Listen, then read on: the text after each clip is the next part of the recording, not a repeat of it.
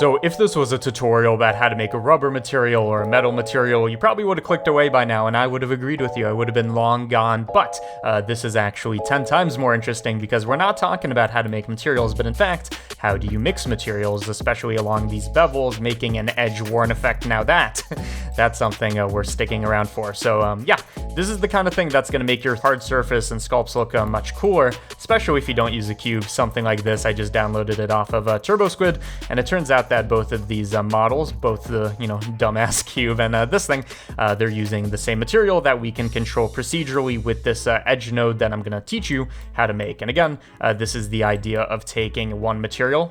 It could be rubber or paint or whatever you want it to be.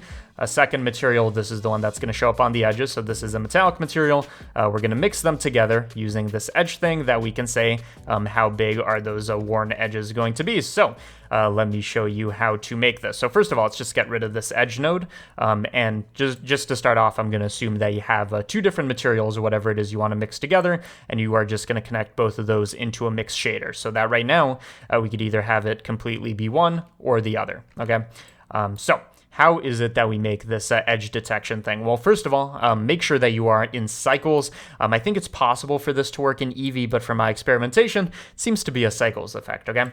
The secret to this is we're going to use the bevel node, which is something that I feel like a lot of people don't use, and basically what it outputs is normal coordinates, but also with a bit of a fake procedural shader-based bevel. So, in other words, let's use our texture coordinates, use our normal coordinates for the bevel.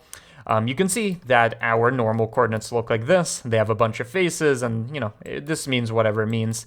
However, when we send it through bevel, you can see there's a tiny bit of a difference, and in fact, this is what we want to isolate. And because it's a node that has radius and stuff like that, we can control the spread of this, okay? So to isolate the bevel, what we are going to do is we're going to take vector math, and we are going to set this to subtract, if I can find subtract. We are going to subtract the bevel away from the normal. When you think about it, this actually makes sense because we take the altered bevel coordinates and just get rid of the original normal coordinates that the bevel is based off of in the original calculation. And you're going to see that this already gives kind of an interesting edge detection type of effect because we've only kept the area that has been altered by the bevel. And then again, this is dependent on the radius size, so we can have it be very thin or large. Take this, we're then going to filter this through something pretty simple, just a length, vector math length. So we take this and then we just output where is the magnitude of that vector, bigger than 0. And that's where it's going to be white. So in other words, in only 4 nodes in any model, we've already made a edge detection node that already gives us a nice mask. So if we were to use this as the mix shader, let's see what it gives us. It already kind of gives us the correct thing where it does isolate both materials to their respective areas. But of course, this is something that we want a bit more control over. So before we do the mixing, what I'm going to do is I'm going to send this through a color ramp node just to make this like higher contrast.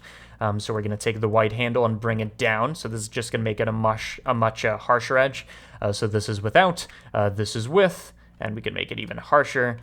You can do whatever you want. And then the second thing we want to do is make it a worn edge, because right now what this is currently is if we send this through the mix shader, this is just an edge detection type of thing. There's not much dirt and grime and stuff like that breaking up this pattern, right?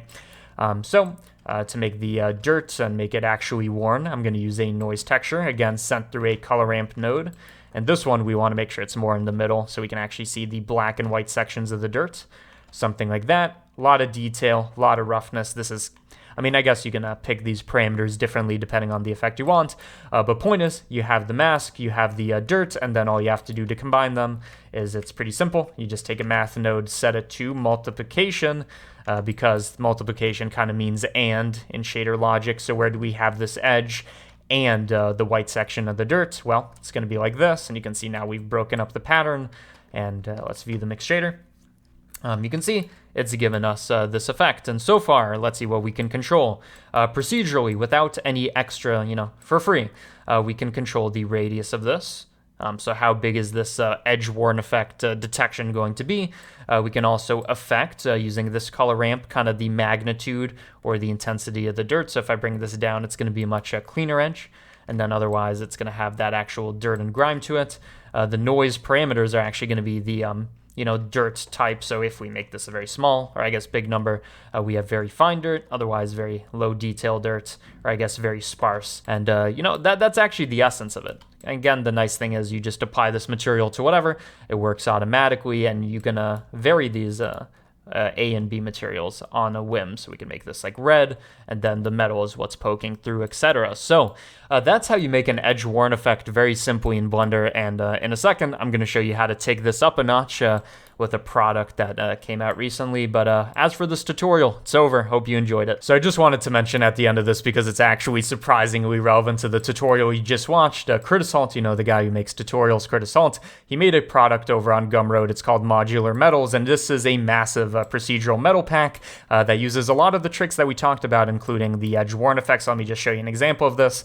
So this is just one of the smart materials, and you can see there's a whole bunch of stuff over here.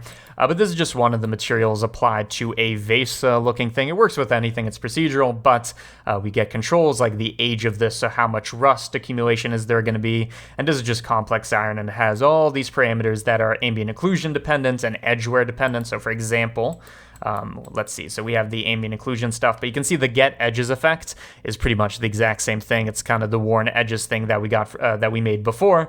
And if you actually look at the nodes that make this up, you can see the bevel node and the normal from the geometry node. Basically the same idea, but this is just a tiny component of this entire thing that has metals that are dependent on ambient occlusion, on bevel, completely modular, and that you can combine these together.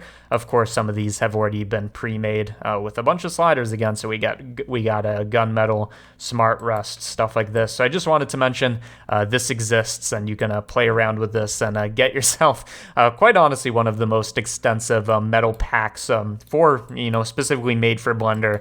Just append these to whatever file you want, make your own, whatever. And if you want to get that, there is a link in the description. It's an affiliate's link to Curtis's product of Modular Metals. So there you go. Worn Edges tutorial. We're done. See ya.